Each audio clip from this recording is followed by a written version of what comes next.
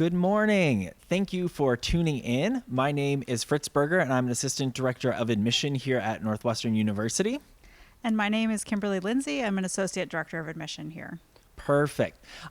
We're here this morning to discuss, as part of our Applied Learning series, myths about the college admissions process. Our goal over this short program is to kind of let you know some misconceptions that I think a lot of students, parents, and folks in the admissions process have about what it takes to get into a school, whether it be Northwestern or somewhere else. So the first myth we're going to discuss this morning actually revolves around quotas and to what extent they play a role in actually shaping a class in the process. So here at Northwestern, we do not have hard quotas by any stretch. I think that's first and foremost important to note. But when shaping a class, what are some of those things that I think we need to be mindful of, Kimberly? Certainly. So we look at, where students are maybe applying from, what they've been doing in high school, where they see themselves at Northwestern, what programs they might want to join or what majors they might want to participate in. And we look for all sorts of things. But there's no hard and fast number in terms of, we are only taking X number of students from the state of California or only X number of students, even from a high school. I really think that there's a lot of flexibility, and there is a lot of flexibility in our process in terms of who we're looking for. We're looking at the class as it is now, the applicant pool as it is now, and, the community that we are creating now, I think. Yeah, no, I can't tell you how many students I speak with on the road that are stressed about, looking in past years. You've only taken one or maybe no students from my high school. Do I even bother applying to a school like Northwestern if there's no track record of success at my high school? And then the same thing goes, I think, for a lot of students in the same senior class. By having us all apply, are we really reducing each other's chances and competing against one another? And I can say with full certainty and confidence that that is not what's happening. You and maybe your best friend are both applying to Northwestern and are both really excited about pursuing something like English or economics or theater or engineering. Just because the two of you are applying to the same program does not mean you are competing against one another. I think you have a good way of really putting this, Kimberly. Yeah, so I always tell students when I meet them on the road, especially when they ask this question or, they're here on campus, it's really what we're looking at is you versus yourself and the opportunities that you have been given. So because there's no quota, because there's no, specific number that we're looking to, check boxes we're looking to meet, have you taken advantage of the opportunities that you've been given? Have you participated in clubs and activities as available to you?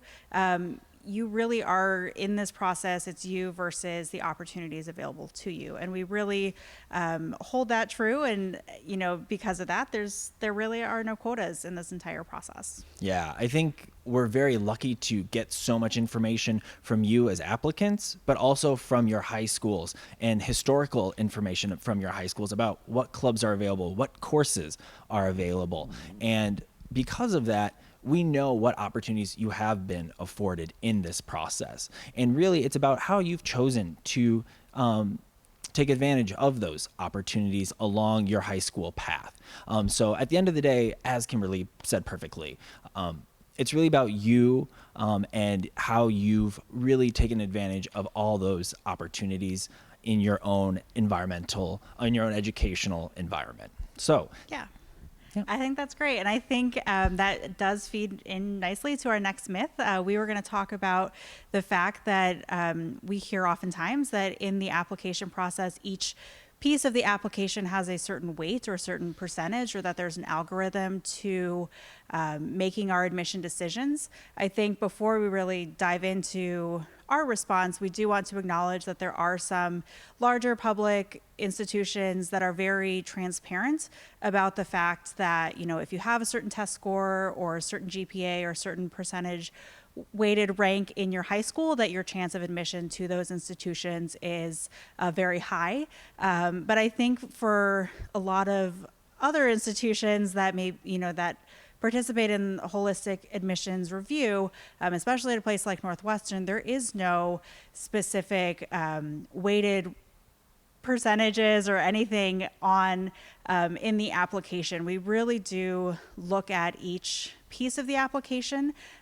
We look at them all together, how they come together, how they tell us the story of who you are, how they fit into what we are looking for our institution. And I think Fritz, you can maybe join in and talk about a couple of these factors that. Yeah, I really do want to just echo what Kimberly is saying here. It's really a culmination of all those different parts of your application that are ultimately going to drive your review process and potentially propel you into the class.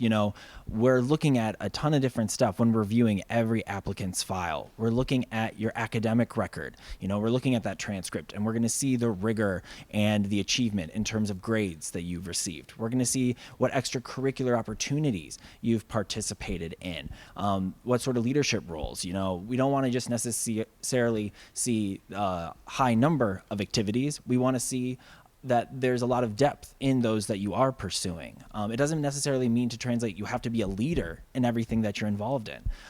But there's a good balance there that I think we can be really mindful of, and hopefully kind of comes naturally to you in your high school experience as you're figuring out what you want to be doing and what you have been doing all along. Then we're also going to be looking at letters of recommendation. And when you're picking out the folks who you want to have write those, it's really important to figure out who really can speak about you in a really substantive way, I think, because that ultimately is what really, I think, helps separate folks from the pack in this process. But then we're also looking at essays. At Northwestern, we ask for two: the personal statement and a supplemental essay that asks why you really want to come to Northwestern and join our community here. So it's really going to be kind of all those different parts that, you're going to need to do well on. And because you write an outstanding essay doesn't mean it's going to necessarily compensate for another part of your application. Exactly. Yep. Everything feeds together, works together. We recognize you kind of put blood, sweat, and tears into these applications. And so we really do, look at all the pieces, dig into everything. And it all works together. There's not one thing that's, one great essay isn't going to get you in. One weaker grade maybe isn't going to be the thing that keeps you out.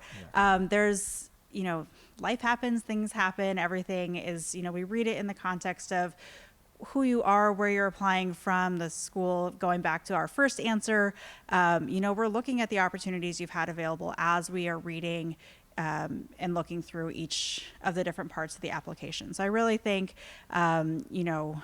as you're working on it, as you're thinking about the different parts, spend time on the essays, spend time filling out that activities chart. Always spell check and proofread for sure.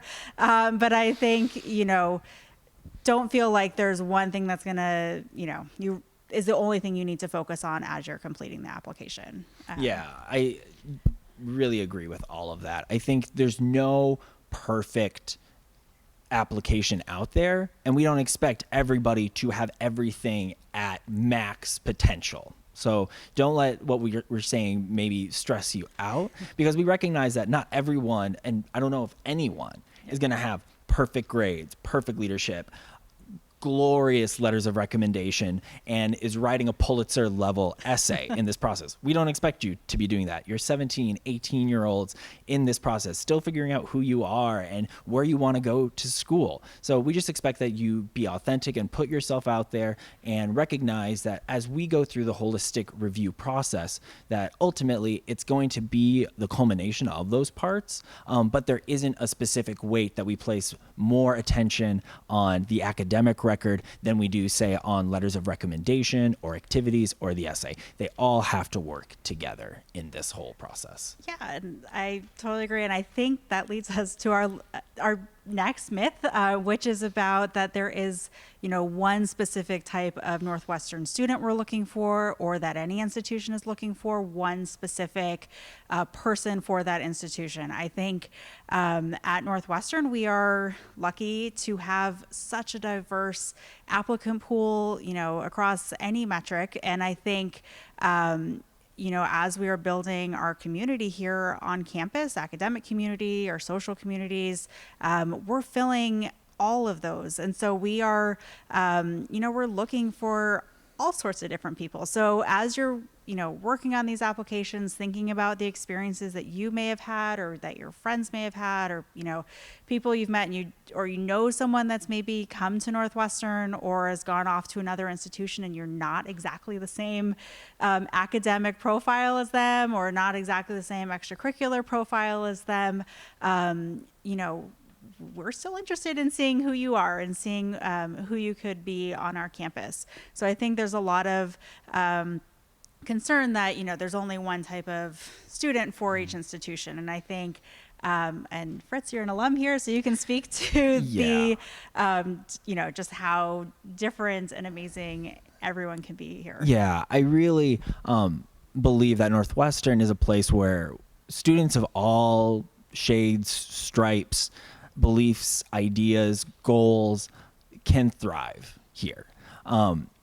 When I meet with students on the road and here on campus in non-pandemic times, I always try to communicate to students that it is far better to be yourself in this application process than try to fit some mold that you think an admission officer like either one of us would want to read in this process. I guarantee you, by being authentic, by putting forth your true voice, by showcasing your maturity, your ideas, your views, your goals, all those parts in this application in an authentic way is going to serve you incredibly well. Because at the end of the day, when you're applying to colleges, you want to go to a place where you're going to be able to walk onto campus from day one and feel some level of comfortability. There's going to be growth throughout college. You don't grow without being uncomfortable. But you want to go to a place where you're not all of a sudden having to flip a switch and have to feel like you have to match the person you were portraying in your application. You're going to be far happier by going to a place that already somewhat matches who you are. You may not have that fully defined. Lord knows, even post-college, I don't know if we figured out who we are completely as human beings. Still working on that. Exactly. But I do think that as you go through this process, being true to yourself by being yourself, you're going to serve yourself so much better in this application process than you would otherwise. And I think, practically, as you're thinking of the application, you're like, okay, that's all great, but how does that translate into filling out the activities chart or writing the essay? In the activities chart in the application, you have 10 spots to fill out. If you are doing 2 or 3 things that take up all of your time, we are paying attention to that quantity of time that you're spending versus whether or not that chart is filled up. So if you are working a part-time job, or you are babysitting, you're looking after family members, or you are really high up in a club, we'll see that, and we'll notice that the time that you spent is significant, and that the chart isn't filled out. I always tell kids on the road, don't go on that senior year club binge. You may have done a couple things and that fills up, all of your time, but you feel compelled to fill the chart in. So you join a bunch of clubs senior year, you get pizza for lunch when you could be back in the classroom. But we are paying attention to kind of the depth of involvement. And again, because there's no one student that we're looking for, that is very different. Some people are really into sports. Some people are really into theater. Some people are really into community service. Some people, have to look after family members, or they have to work, and that's all well and good and great in this process. We are really looking at each of those pieces and factors. Another thing is the essay. Again, as Fritz Fritz mentioned, we don't necessarily need an essay that's like, well, I watched this YouTube series from these two admission officers and they seem like they would like an essay about X, Y, or Z. And then you're writing that essay and it doesn't feel like you're not having fun writing the essay. I've been in this field a number of years, and some of the best essays I have read have been about chicken nuggets. They've been about mayonnaise. They've been, we're looking for students to kind of answer the question that they're selecting, and to be themselves. Another piece of advice that I always give is if you were to, walk down, you're back in school and you walk down the hallway and you dropped your essay and didn't have your name on it, could people pick it up? Could teachers or friends pick it up? And they knew whose essay it was based on that voice. And so I think as colleges are looking for, the voices that are going to fill our classrooms, that are going to fill our residential halls, that are going to fill our clubs and everything, like Fritz said, being yourself, being authentic to yourself, you'll have more fun filling out the college application if that's possible. But you will also feel better about it, knowing that you were true to yourself, and then you end up in a place where you can be authentic and you can truly enjoy and thrive for the next 4-ish years. Yeah, just to echo what Kimberly said there, especially with the essay, I think it's so useful to pick a topic that's for you going to steal a phrase, spark joy, because that comes through in the writing. It makes your voice so much more authentic. And those are honestly the essays that are so much fun for us to read on a daily basis. The other thing that I wanted to touch on quickly in this time is, as you are kind of thinking about those activity lists and all those opportunities as part of the high school experience, we are in a pandemic. We are in very strange times. Whether you're watching this and you're applying for the class of 2025 or 2027 down the road, know that there is a spot in the application for you to fill out more information about how your experiences may have been somewhat limited. And don't feel that you have to necessarily extrapolate or predict what could have happened. Just let us know in there, I was excited to join the track team my freshman year, but ultimately the track season didn't happen. So don't feel you need to fudge your numbers in terms of filling out those parts of the application. Just address it. We completely understand we're all navigating these turbulent times together. So that's probably the best way to approach that section as well. Exactly. Yeah. I think, and even kind of going into the application a little bit more, maybe thinking about the teacher letters of recommendation, because you may have missed the opportunity to spend a lot of time in the classroom with that particular teacher.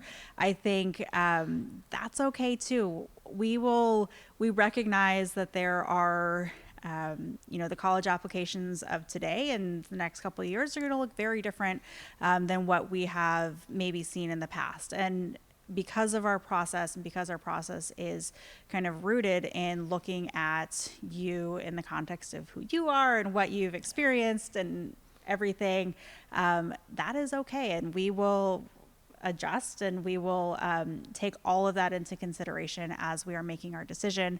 But I think, hopefully those myths have been debunked and that you feel a little bit more confident and comfortable filling out the application and being true to yourself and to, who you hope to be and who you have been. And I think, of course, if you have any questions, our office, I know there's always people and on staff and on the phones to help answer any questions in this process. But Fritz, do you have any? Yeah, don't be afraid to communicate right now. I think you are your best self-advocates. So whether you have questions about Northwestern's admissions process or other schools around the country, send an email, pick up the phone, participate in the different social media campaigns that are going on. I think you have an incredible opportunity that most previous college applicants haven't had in terms of access to folks. So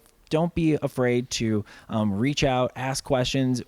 There are very few bad questions as a prospective student to ask. All right. There's only weird answers that we give, but hopefully useful answers. Like some of the stuff we talked about today that hopefully debunked some of these myths about the college admissions process.